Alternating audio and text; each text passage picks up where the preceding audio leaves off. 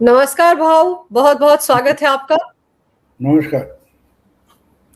भाऊ, बंगाल चुनाव के नतीजे बिल्कुल लगभग वैसे रहे जैसे कि आपने मेरे कई प्रोग्राम्स में प्रेडिक्ट किए थे।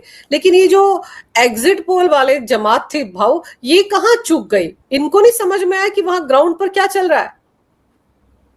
नहीं, मुझे लगता है कि एग्जिट पोल अगर बाकी गलत हो गए और एक ने दिए नहीं, इसका मतलब उसको सच मालूम था। प्रदीप गुप्ता जो आखिरी मोमेंट पर बोला था कि 30 तारीख को दूंगा, और 30 तारीख को उसने डिक्लेयर किया कि मैं नहीं दूंगा, लोग नहीं बोल रहे। तो लोग नहीं बोल रहे थे ना, वो नहीं बोल रहा था, उसको मालूम था शायद टीएमसी वाले मुझे भी मारेंगे। ये समझो आप। वो अगर तमिलनाडु के देता है, तमिलनाडु के प्रदीप गुप्ता के एग्जिट पोल सही निकले, तो उसको बंगाल कैसे मालूम नहीं था? प्रदीप गुप्ता किससे डरा था? ममता से डरा था, टीएमसी वालों से डरा था। बात सीधी है, जो दिखाई दे रहा है। अगर मैं मुंबई में बैठा हूं, मैं मुंबई में मैं घूमता नहीं, उम्र के कारण, तकलीफ के कारण घर में बैठा हूं। मैं औरों की आने वाली खबरें हो, वीडियो हो, यूट्यूब हो, चैनल हो, वो देखता हूं। और मुझे 1200-1500 किलोमीटर दूर बैठकर समझ में आता है कि गंगा बंगाल की ग्राउंड रियलिटी क्या है। और वहां पहुंचते हैं, उनको ग्राउंड रियलिटी पता नहीं होती, ग्राउंड कहाँ है, उनको ग्राउंड ही मालूम नहीं है। मैं आपको एक उदाहरण देता हूं कि जब जनवरी फरवरी में पहली बार बीजेपी 150+ बोला था, उसका रिपोर्टिंग, ग्राउंड रिपोर्टिंग मुझे राजीव रंजन न्यूज 24 ने दिया था। राजीव रंजन का वीडियो मैंने देखा था। एक कोई 50-60 उम्र की महिला बैठी है और उससे वो माहौल क्या है प्रोग्राम करने गया, और एसआर पर पूछ रहा है। वो महिला बोलती है सब कुछ ठीक हो गया, बहुत बढ़िया हो गया, ऐसा ही होना चाहिए था। और जब वो पूछता है क्या होगा यहाँ, वो ऐसा हाथ लगाती है, जीप लगाती है मुंह को, बोलेंगे नहीं। और आखिर में बोलती है मगरमच्छ के साथ रहते। तो ममता के बारे में बंगाल की महिला और बंगाल की आम जनता जो शांति चाहती है, उसको क्या चाहिए था? उसको ममता नहीं चाहिए थी। ये मैंने राजीव रंजन के उस माहौल क्या है प्रोग्राम से निकाला हुआ कंक्लूजन है। ये मैं मुंबई में बैठा हूं, 1500 किलोमीटर दूर, और राजीव रंजन वहां रहता है, उसको पता नहीं, वो उधर खड़ा है, उसने इंटरव्यू किया है। इसका कारण क्या है मालूम है? वो इंटरव्यू लेने जाता है, कैमरा लेकर जाता है, माइक लेकर रिकॉर्ड करता है, लेकिन सामने वाला जो बताता है वो सुनता तक नहीं। वो अपने दिमाग में जो बात है बस वही सुनता है। अब कल मैं वो जो उनका चैनल का जो प्रोग्राम चल रहा था वो देख रहा था, तो वही बंदा बोल रहा है कि नहीं हो सकता है, अभी भी बाकी है, अभी भी बाकी है। तो तू ग्राउंड पर जाके क्या कर रहा था? मुझे एक बोलो कि आप कूड़ा कचरा जहां पड़ा है वहां जाके खड़े हो जाओ, माइक लेकर, कैमरा लेकर, और पूछो गंदगी कहाँ है, बदबू कहाँ आ रही है। बदबू महसूस होती है। बदबू का कोई फिजिकल आप सबूत नहीं दे पाते। आपके पास नाक होनी चाहिए, नाक। अगर नाक होगी तो बदबू पर पता चलता है। माहौल वैसा ही होता है, माहौल महसूस किया जाता है, माहौल कोई बताता नहीं है। तो आपको पता होना चाहिए सामने वाली महिला क्या बोल रही थी। ये फरवरी जनवरी की शायद बात है, वो वीडियो आपको यूट्यूब पर मिलेगा। मैंने उसके और कोई धागे हैं, लेकिन वो बेसिक था मेरे लिए कि मगरमच्छ के साथ रहते। वो चीफ मिनिस्टर को मगरमच्छ बोल रही है, जो उसके उस महिला के घर से 3 घर दूर रहती है, ममता दीदी, उनका ओरिजिनल घर, उसको वो महिला मगरमच्छ कह रही है। तो भवानीपुर का भी आपको नतीजा समझ में आता है, पूरे बंगाल का समझ में आता है। ये चुनाव में बीजेपी को जितवाने का वोटर का कोई भी मंशा नहीं थी। ममता को हराना तय किया था, और मेरा यह तरीका रहा है। जितने मैं 50-55 साल से पॉलिटिक्स समझने की कोशिश कर रहा हूं, बताने की, विश्लेषण करने की कोशिश करता रहा हूं, तो मेरे लिए राजनारायण गुरु थे।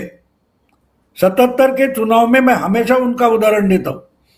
77 के चुनाव में रायबरेली से इंदिरा जी जनता पार्टी के कैंडिडेट बन के राजनारायण चुनाव लड़ रहे थे, और उस दरमियान वो मुंबई में वर्ली में आए थे, उनकी जाम्बोरी मैदान में सभा थी।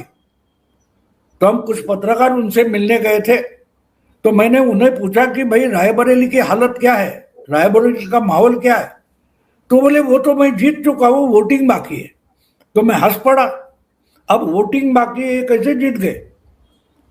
मैंने कहा वो थोड़ा गुस्सा नहीं हुए, उन्होंने मुझे उपहासात्मक भाषा में बोले, बच्चे हो अभी, राजनीति बहुत समझनी है तुम्हें।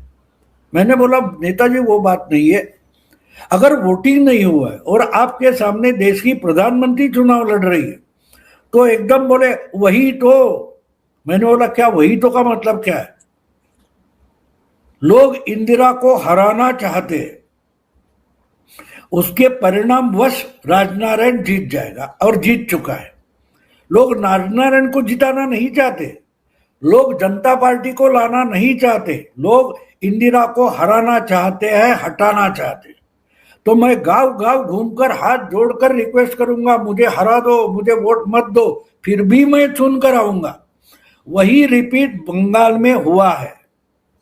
लोग ममता को हटाना चाहते। अब सोचो कि हटाना चाहते, क्यों हटाना चाहते। क्योंकि ममता ने बंगाल के महिलाओं के लिए बहुत एक बढ़िया पैकेज दिया था कि हर एक को 15 लाख दूंगी, लेकिन उसके लिए तुमको गैंग रेप के लिए तैयार होना पड़ेगा। जो लड़के तुम पर गैंग रेप करेंगे हम उनको बचाएंगे, और बदले में तुमको 15 लाख रुपए तुम्हारे फैमिली को देंगे। तुमको गैंग रेप सहना है या तो मर जाना है। इसको पैकेज बोलते हैं। पिछले 1-1.5 महीने से मैं जो विमर्श सुन रहा हूं, चुनाव के बारे में डिबेट सुन रहा हूं, ममता का सबसे बड़ा स्ट्रांग पॉइंट महिला वोटर है। किस लिए भाई? रेप के लिए। ममता की ऑफर क्या है?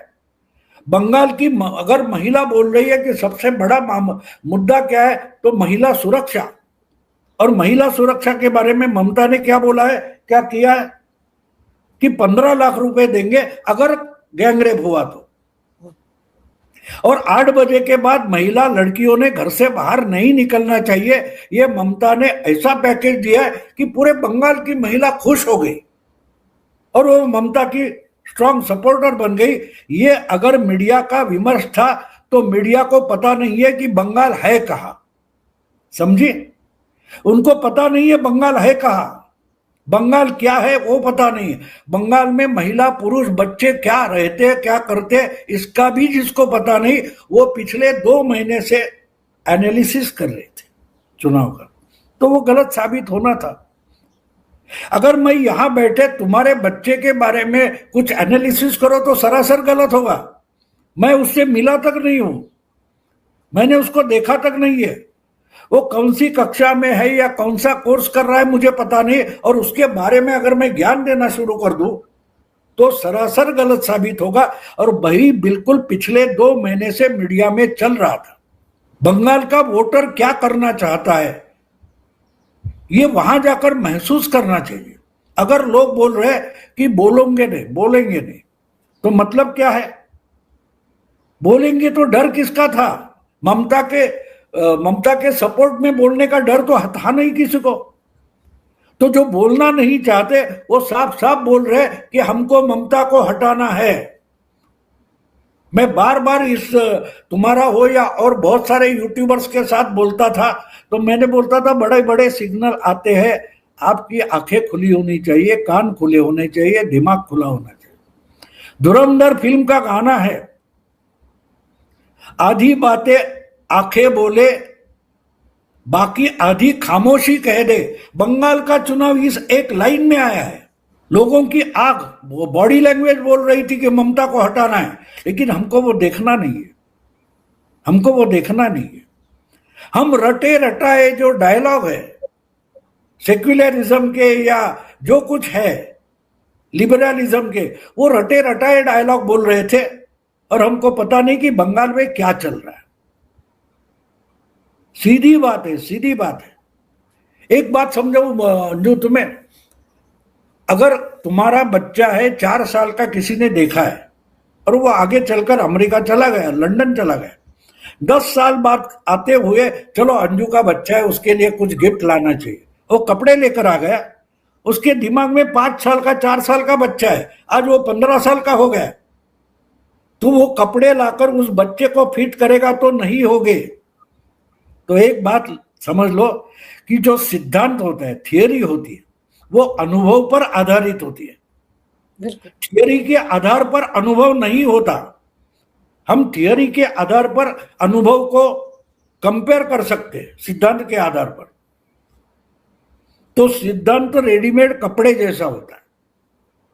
जब तक आप जिसके लिए लाते हो उसकी फिगर, उसका आयु, उसकी उम्र आपको पता नहीं, तो आप गलत साबित होगे। और बिल्कुल वही हुआ, कोई चमत्कार नहीं हुआ, वो होने वाला था। वो अगर 1500 किलोमीटर दूर बैठकर भाऊ देख पाता था। फरवरी से लेकर, मैं 150 प्लस बोल रहा हूं, फरवरी 8, 9, 10 फरवरी के बाद मेरे सारे वीडियो देखो। मैं बीजेपी क्लियर मेजॉरिटी में आ रही है बोल रहा था, उसके कारण भी बोल रहा था। किसी मीडिया वालों को देखना नहीं था, क्योंकि उनको देखना ही नहीं था। अरे जो बंगाल की जनता को ग्राउंड पर जाकर नहीं देखना चाहते, वो भाऊ तोरसेकर को क्यों सुनेंगे? क्योंकि उनको सच्चाई देखनी नहीं थी। उनको सच्चाई को परेशान करना था, पराजित करना तो पॉसिबल नहीं है। हम हमेशा एक कहावत बोलते हैं ना, सच परेशान होता है, पराजित नहीं। तो ये सारे जो डिबेट करने वाले हैं वो सच को परेशान कर रहे थे, लेकिन पराजित नहीं कर पाए, समझे? और दूसरी बात, पिछले 20 दिन से 21 दिन से मैं ममता 100 के नीचे रहेगी बोल रहा था। तो क्या मजाक कर रहा था? 55 साल पत्रकारिता करने के बाद कोई ऐसा बोलता है तो पागल नहीं है, उसके पीछे कोई थॉट है, उसके पीछे कोई जानकारी है। लेकिन मेन स्ट्रीम मीडिया में बैठे किसी को मुझे क्रेडिट देने की जरूरत नहीं, लेकिन सोचना तो चाहिए था ये पागल क्यों बोल रहा है ऐसा, तो शायद बदल जाते, मुंह की खानी नहीं पड़ती। ममता नहीं हारी है, पूरा मीडिया हारा है। पूरा भद्रलोक, पूरे देश का भद्रलोक हारा है। जो खुद को सेक्युलर मानता है उस हर एक की हार हो गई है। और ये अभी सोच रहे हैं, आज के मैं कुछ वीडियो देख रहा था कल के नतीजे आने के बाद, इनके सामने एक सवाल है, लड़की ने बलात्कारी के साथ सहयोग क्यों नहीं किया? समझो ना, 70% हिंदुओं को रोज गाली दोगे, उनकी निंदा निर्भत्सना करोगे, और वो कोऑपरेट क्यों नहीं कर रहा है? अजीब बात है भाई, अजीब बात है। सीधे भाषा में हम इसको ये बोल सकते हैं कि एक लड़की बलात्कारी के साथ सहयोग क्यों नहीं कर रही है, ये इनके सामने नतीजों के बाद आया हुआ सवाल है। पर भाव, ममता बनर्जी को आप देखो कि 2021 का चुनाव भी सीएम रहते हारी नंदीग्राम से, इस बार भी सीएम रहते हुए चुनाव हारी भवानीपुर से, अपने गढ़ से, और उसके बाद भी हार को देख नहीं पा रही है। अब एक प्रेस कॉन्फ्रेंस करके अनाप शनाप आरोप की 100 सीटों पर लूटपाट हुई, मुझे काउंटिंग सेंटर के अंदर धक्का मारा गया वगैरह वगैरह, अभी भी नौटंकी नहीं। वो होता है, देखो अंजू, एक बात होती है, आप झूठ बोलकर लोगों को कुछ समय के लिए उल्लू बना सकते हो, लेकिन ऐसे ऐसे लोग समय, आपके घर में बच्चा है तो थोड़ा मोदा इधर उधर का झूठ बोलता है, हम एंजॉय करते हैं ना, बच्चा है बोलेगा, थोड़ा झूठ बोलता है इधर उधर, हम मान लेते हैं। लेकिन आगे चलकर वो झूठ बोलने लगा तो थप्पड़ लगाते है ना, क्योंकि वो जिंदगी खराब ना कर ले। लेकिन एक बात हो जाती है, अगर उसके झूठ मूठ को आप आगे भी उसकी पीठ थपथपाते रहो तो पूरी जिंदगी बर्बाद हो जाती है, और उस बच्चे को समझ में नहीं आता कि क्या हो गया। एक कहानी आपने सुनी होगी, बहुत पुरानी, हम बचपन से सुनते आए, कि एक ऐसा बच्चा था, उसके सब जो खुरापति होता वो सब माँ उसकी डिफेंड करती थी, और एक दिन आगे चलकर वो बड़ा गुनहगार बन जाता है, अपराधी बन जाता है, और उसको फांसी की सजा होती है। और जज पूछता है तुम्हारी आखिरी इच्छा क्या है? वो बोलता है मुझे माँ से मिलना है। तो जज बोलता है ठीक है, उसकी माँ को लेके आओ। उसकी माँ को लेके आते हैं तो वो माँ को गले मिलता है, और माँ का कान ऐसे काटता है कि मतलब तोड़ ही देता है। बोलता है सही समय पर इसी कान ने लोगों की बात सुनी होती तो आज मुझे फांसी नहीं होती। ममता वो बच्ची है जो अपने माँ का कान काट रही है, समझे? उससे ज्यादा कुछ, क्योंकि अब झूठ पर उसका विश्वास बैठ गया। जो लोगों को उल्लू बनाने के लिए वो झूठ बोल रही थी, लोग तो समझ गए। ममता वो समझ नहीं पा रही है कि वो सरासर झूठ बोल रही है। उसको समझ में नहीं आता कि लोग झूठ को सच क्यों नहीं मान रहे। उससे ज्यादा कुछ नहीं। भाऊ, आपको लगता है कि सारे हिंदू तो इकट्ठे हुए ना ममता को हराने के लिए, सही बीजेपी के पाले में आने को सही, लेकिन पहली बार बंगाल में हिंदू वोटर जो है वो कंसोलिडेट हुए। मुसलमानों ने तो ममता को वोट किया ही किया, लेकिन कम से कम हिंदुओं में तो एकजुटता दिखी इस बार। नहीं, वो होना ही था। देखो, ये जो मॉब मेंटेलिटी होती है ना, मॉब मेंटेलिटी समझना, उसका भी एक साइंस है। मैं ऐसी बहुत अलग अलग बातें सुनता रहता हूँ, समझते रहता हूँ। तो बर्ट्रांड रसेल नाम के जो बड़े थिंकर थे, उनका एक मैंने पढ़ा था, तो बोल रहे कि सामने वाले हम जैसे नहीं हैं, बस इसी कारण से हम जब शंकाकुल हो जाते हैं तो हम उन पर टूट पड़ते। उसको मॉब मेंटेलिटी बोला जाता है।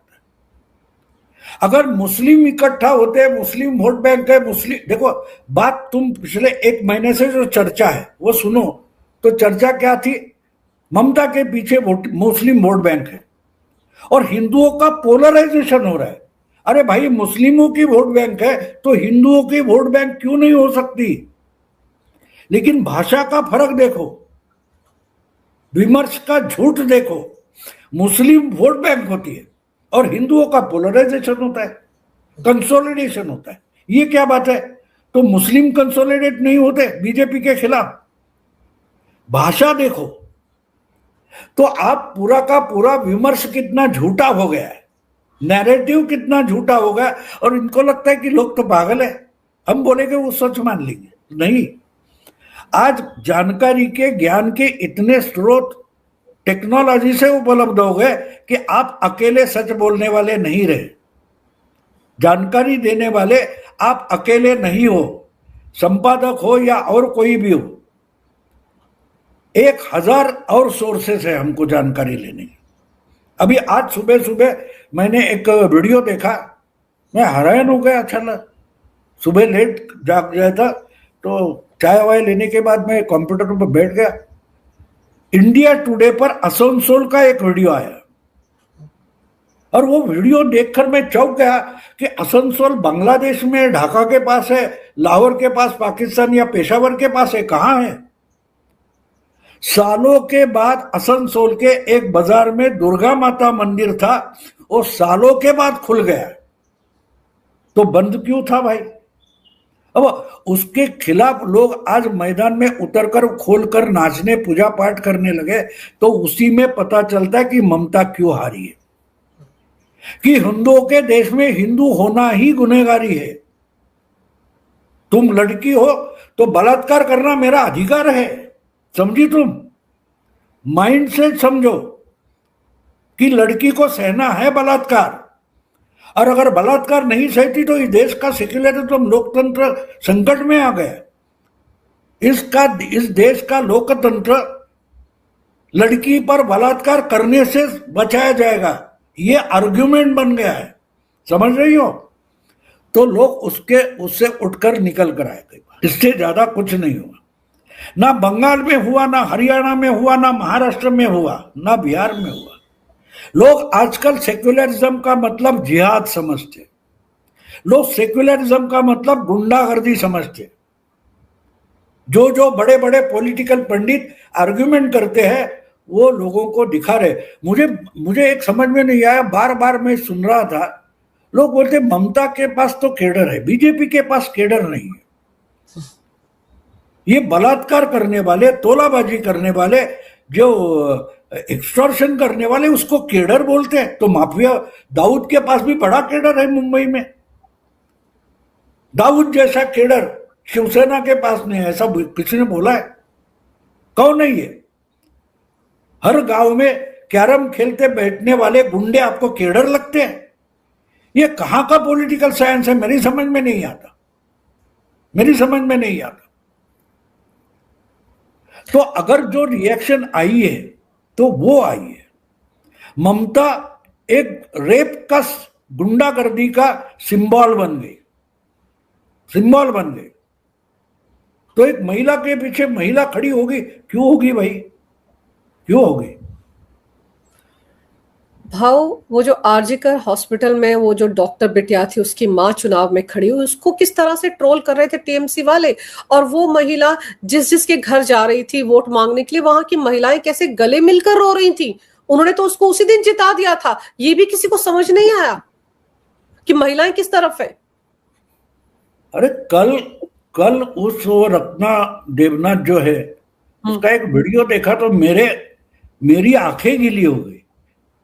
पिछले 2 महीने में उसके बहुत सारे वीडियो देखे, महिलाएं उसके गले मिलती है, रो पड़ती है, उसकी आंखें सूखी है, उसके चेहरे पर कोई भाव नहीं है, बिल्कुल निरभ्र।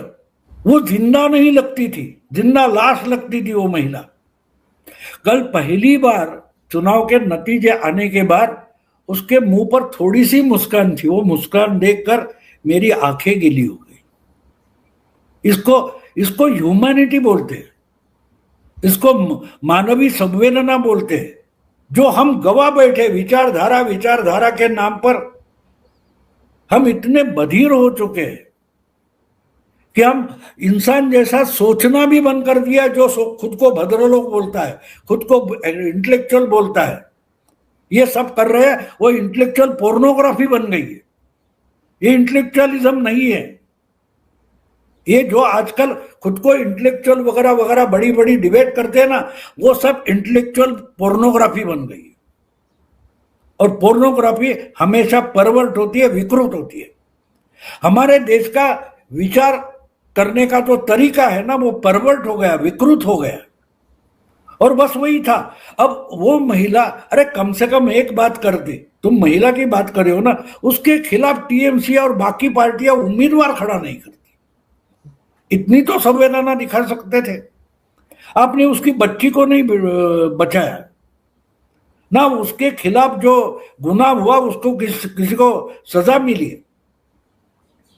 कम से कम इतनी तो संवेदना दिखाते, नहीं दिखाई गई। तो लोग क्या करेंगे? आज उसकी बच्ची थी, कल मेरी बच्ची, शायद कल मेरी एक महिला सोचेगी ना कि कल मेरा क्या होगा, सोचती है। और जब सोचने लगते हैं ना, इंसान जब सोचने लगता है तब वो रिएक्ट होता है, और रिएक्ट जब होता है तो बड़ी भयंकर बन जाता है। ममता वो श्री राम नहीं चलेगा, यहां तो दुर्गा है। अरे दुर्गा समझते हो तुम? दुर्गा ये महिला का रुद्रावतार है। दुर्गा का मतलब क्या होता है? काली माता का ये क्या होता है? काली माता कोई सरस्वती नहीं है, लक्ष्मी नहीं है। दुर्गा ये रुद्रावतार, तांडव करती है। तो जो हुआ है बंगाल में उसको तांडव बोलते हैं। और वो सब महुआ मोहित्रा हो या कोई सियोनी घोष हो, ये सब मायावी राक्षसिनी थी। कल जो हुआ है ना, वो दुर्गा ने वो सब मायावी राक्षसी थी, उनका सफाया किया। चुनाव का नतीजा समझना है तो ये बहुत हमारे पुराने जमाने की कहानियां हैं, वो समझो। वो जो राक्षसी होती थी वो बहुत ब्यूटीफुल बनकर आपके सामने, सुंदरी बनकर आती थी, लेकिन होती राक्षसी थी। ये जो महुआ मोहित्रा है या कोई सियोनी वगैरह वगैरह को काकुली वगैरह जो है, वो सुंदरिया नहीं है, वो राक्षसी है। बंगाली जनता ने खुद दुर्गा होकर दिखा दिया, बंगाली महिला ने, कि तुम राक्षसी हो, हम पहचान गए। इतने दिन भूल गए थे कि तुम सुंदर दिखती हो, सुंदर कपड़े पहनती हो। ये हो गए भाव। ये जो महिला वोटरों ने तो काम किया अपना, लेकिन आपको लगता है ममता के जो कि कहा जाता था कि उनके साथ है मुस्लिम वोट बैंक, मुस्लिम पोलराइजेशन, उन्होंने एकजुट होकर ममता को वोट दिया होगा क्या? उनमें भी तो बंटवारा हुआ। पिछले चुनाव में तो कांग्रेस को 1 सीट नहीं थी, इस बार तो 2 सीट आ गई उनको भी, और लेफ्ट को भी मिल गई 2 सीट। नहीं, कांग्रेस के तरफ या स्लेब के तरफ मुस्लिम वोट गया वो छोड़ दो। बहुत सारा मुस्लिम वोट और पर्टिकुलरली मुस्लिम महिला का वोट भी बीजेपी को मिला है, ऐसे मैं मानता हूं, क्योंकि वो भी महिला है, उनकी भी बेटियां है। बिहार चुनाव के समय वो जो राजीव रंजन, मैंने शुरुआत में बोल दिया, वो कुछ स्कूली बच्चियों के साथ बात करता था, तो वो बाकी सारे यूनिफॉर्म में बच्चियां थी, तो वो सब बोल के राहुल गांधी पर पूछा, मोदी पर पूछा, नीतीश पर पूछा, और जब तेजस्वी पर आ गया तो वो बच्चियां बोली नहीं नहीं नहीं नहीं, तेजस्वी नहीं चाहिए। तो बोला क्यों? नहीं, हमको भी 4 बजे के बाद बाहर निकलना है। अब ये मैंने देखा तो मेरा दिमाग चल पड़ा, ये तो बच्ची है, ये तो वोटिंग के लिए नहीं जाओगे, 12-15 साल की तो बच्ची है, लेकिन वो बोल रही है कि हमको तेजस्वी नहीं चाहिए, शाम को 4 बजे के बाद भी घर से बाहर निकलना है। इसका मतलब इनके घर में इनकी माँ, बुआ, मौसी क्या बोल रही हो पता चलता है। तो उस वक्त मैंने बोल दिया था कि बिहार में शायद 200 क्रॉस हो जाएगा, क्योंकि मुस्लिम महिला भी नीतीश को और बीजेपी को वोट देगी। अगर वहां हुआ है तो मैं मानता हूं कि बंगाल में भी हुआ है। अगर ममता सिर्फ रेप की गारंटी देती है तो मुस्लिम महिला को भी रेप नहीं चाहिए, ये समझ लो। तुम्हारी आइडियोलॉजी गई भाड़ में। बंदरिया की कहानी है ना, वो आखिर में बच्चा ही पैर के नीचे लेती है अपना नाक पानी के ऊपर लेने के लिए, तो वो हो गया। भाव अभी एलओपी जो है राहुल गांधी, ये तो चुनाव के नतीजे आने से पहले गायब हो गए थे, मस्कट पहुंच गए थे। इन्होंने भी ममता बनर्जी के खिलाफ प्रचार किया, और अब ममता बनर्जी ने जब कहा कि 100 सीटों पर लूट हुई तो उसके राग में भी राग मिला दिया। तो भाई अगर सबूत है भाव तो चले जाए ना सुप्रीम कोर्ट। अभी तक कितनी बार आरोप लगाए, हरियाणा के बाद लगाए, बिहार के बाद लगाए, महाराष्ट्र के बाद, लेकिन एक बार भी राहुल गांधी सुप्रीम कोर्ट नहीं गए इस मुद्दे को लेकर। और अब फिर से रायता फैला रहे हैं। अखिलेश भी कूद गए इसमें कि हाँ लूटपाट हो गई, केजरीवाल भी कूद गए। दिल्ली में या मुंबई में मॉल बहुत होते, तुम्हारे दिल्ली में नोएडा में भी होगी, जाती हो ना वहां, मॉल में जाती हो ना। हाँ, उस मॉल में एक किड जोन होता है बच्चों के लिए। हाँ, हाँ। जाती हो वहां? तो बच्चा होगा तो जाओगी, अकेले होती तो जाती हो, मॉल में तो है, क्यों नहीं जाती वहां? तो राहुल गांधी वगैरह ना, ये बच्चों के लिए मीडिया के किड जोन का मामला है। कोई सीरियस नहीं ले लेता, सिर्फ मीडिया वाले लेते, आम जनता नहीं लेती। वो मीडिया के लिए बोलते, मीडिया के जो बच्चे, उनका लिए राहुल गांधी एक खिलौना है, किड जोन है। तो वो वहां जाएंगे, क्या मतलब है? भूल जाओ, उस पर बातें ही करना बंद करो। आम जनता ने राहुल गांधी की तरफ मुड़कर देखना बंद किया, और अगर राहुल गांधी को कांग्रेस नहीं हटाती तो कांग्रेस के तरफ भी पीठ करके लोग चल पड़े। लोगों को राहुल गांधी वाली कांग्रेस नहीं चाहिए, तो हमको भी उधर देखने की कोई जरूरत नहीं, वो बकते रहे जो कुछ बकना है। उस पर मैं मेरी ऊर्जा खराब नहीं करता। आप बिल्कुल सही कह रहे हैं भाव। आज की तारीख में जनता के बीच में ना कोई राहुल गांधी को पूछ रहा है, ना कोई अखिलेश यादव को, ना कोई केजरीवाल को। तो ऐसे में अगर बीजेपी का मुकाबला करना है आने वाले चुनावों में, तो विपक्ष को भी एक नई रणनीति लेकर आना होगा। भाव, आपने समय निकाला, इस विषय पर बहुत अहम जानकारी मेरे दर्शकों को दी। आपका बहुत बहुत धन्यवाद। नमस्कार, जय हिंद।